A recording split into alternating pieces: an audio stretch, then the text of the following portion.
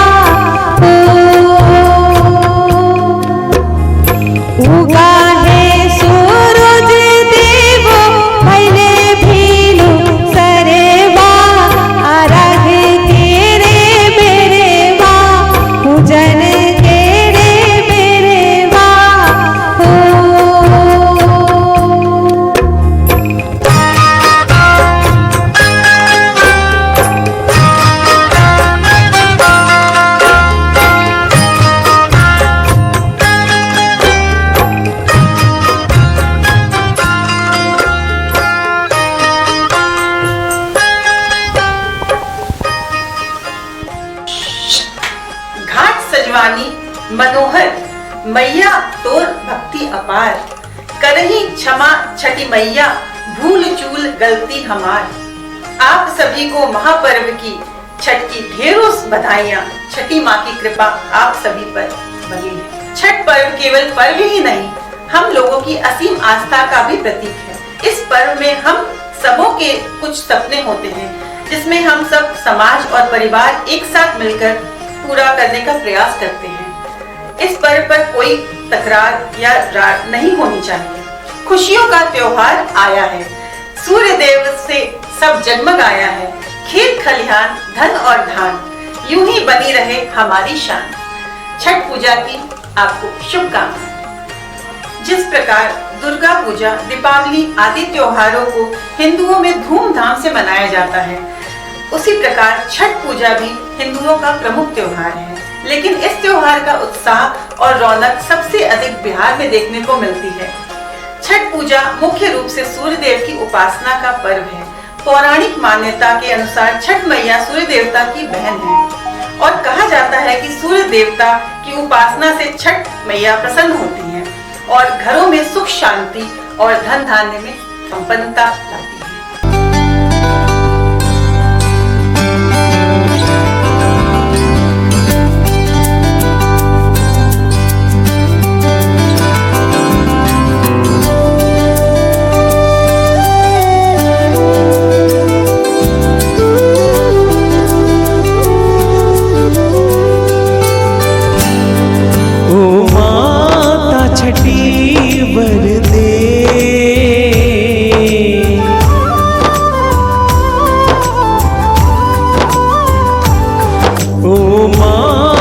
छठी वर दे, रख ले लाज मेरी, आए हैं मैया दर पे तेरे। रख ले लाज मेरी, आए हैं मैया दर पे तेरे।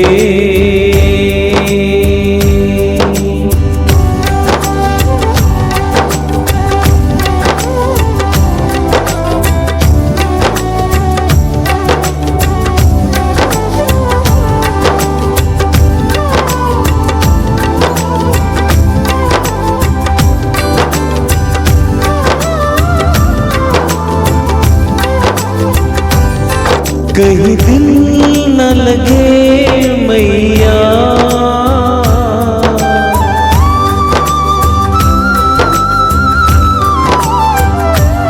कहीं दिल न लगे मैया,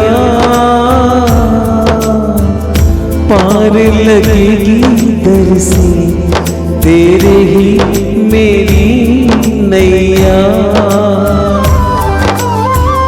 पार लगेगी दर से तेरे ही मेरी नैया।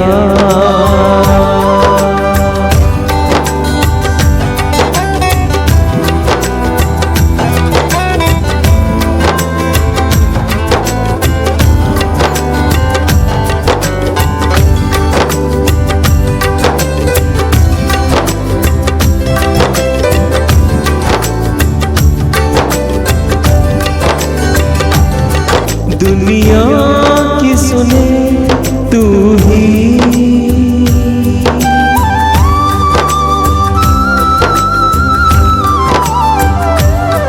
दुनिया की सुने तू ही,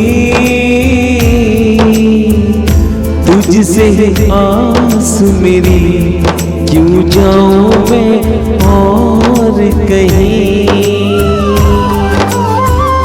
तुझसे ही आस मेरी क्यों जाऊं मैं और कहीं।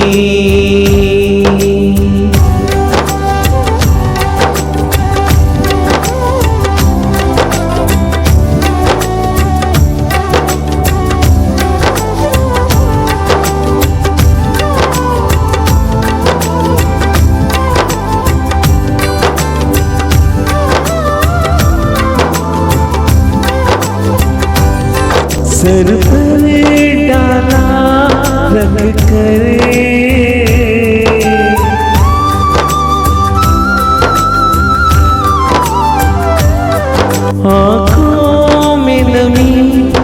भर कर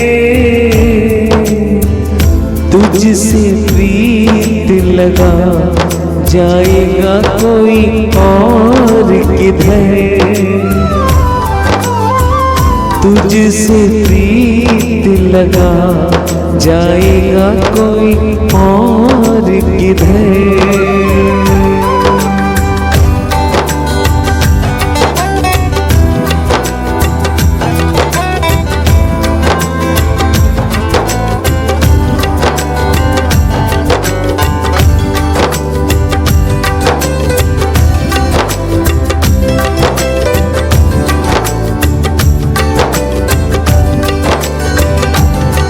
ओ सूर्य प्रभु तेरी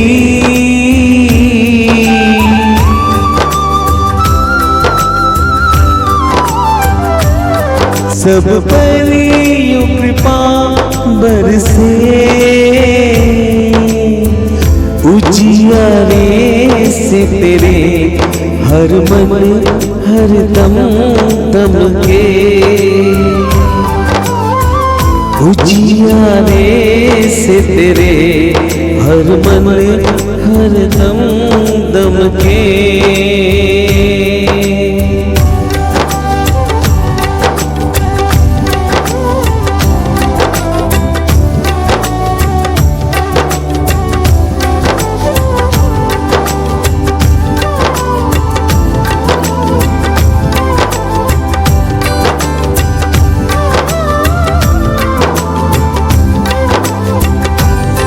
तुझको माना अपना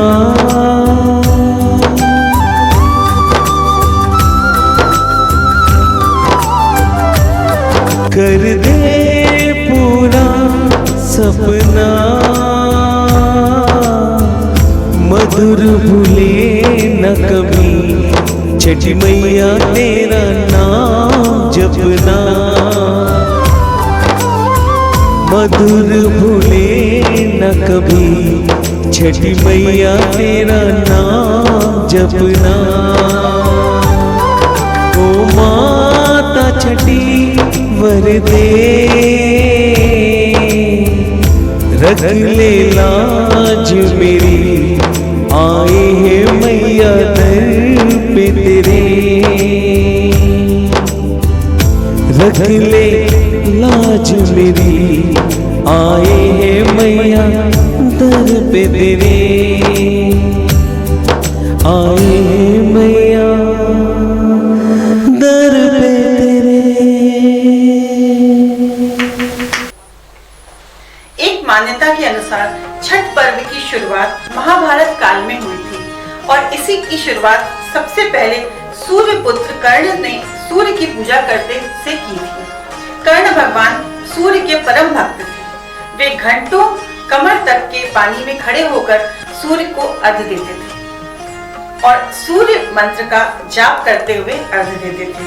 ओम सूर्याय नमः, ओम आदित्याय नमः, ओम गंगाय नमः। उगते और डूबते सूर्य को हम पूजते, एक तुम ही हो जो रोज दिखते। तो बोलिए जय हो छठ मैया के जयकारे।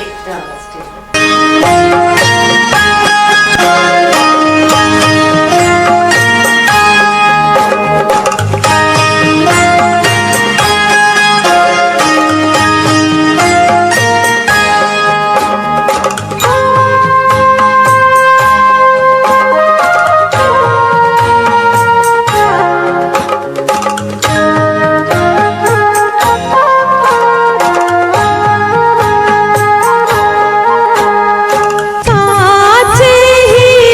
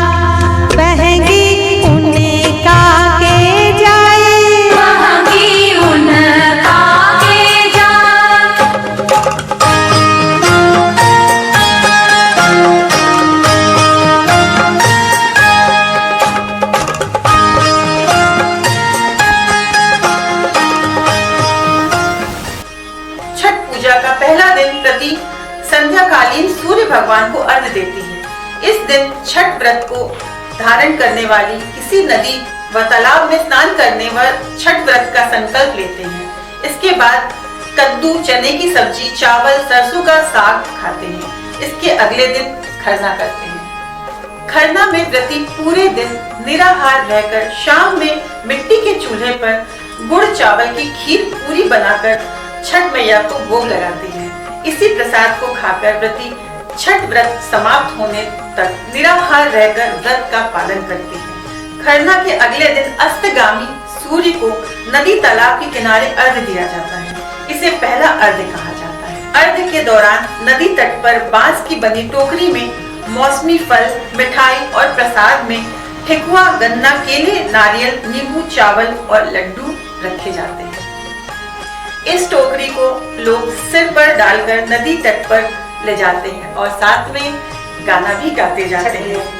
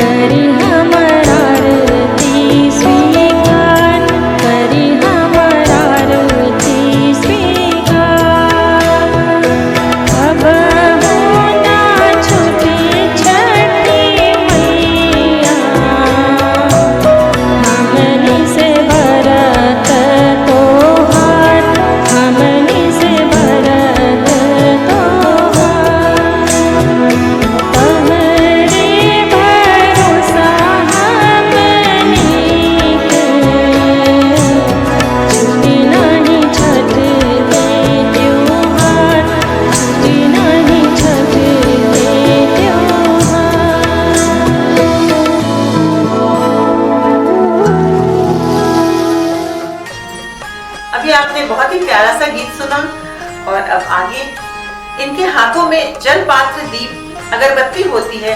घाट में पहुंचकर व्रती कमर तक जल में प्रवेश करके सूर्य देव को ध्यान करते हैं। संध्या काल में जब सूर्य अस्त होने लगता है तब अलग अलग बांस और पीतल के बर्तनों में रखे प्रसाद को 3 बार सूर्य की दिशा दिखाते हुए जल से स्पर्श कराते हैं। ठीक इसी तरह अगले दिन सुबह में उगते सूर्य की दिशा में प्रसाद को दिखाते हुए 3 बार जल से प्रसाद के बर्तन को स्पर्श कराते हैं।